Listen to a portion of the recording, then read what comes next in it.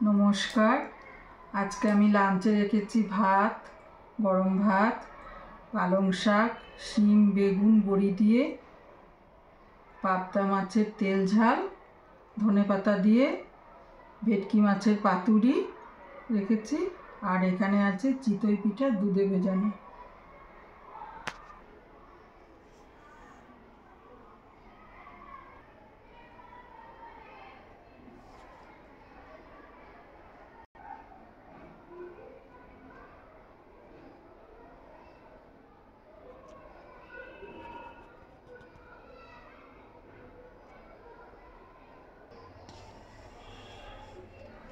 আজকে আমার যা আমাদের দুধ চিতই বানিয়ে খাইয়েছে, খুব সুন্দর হয়েছে খেতে।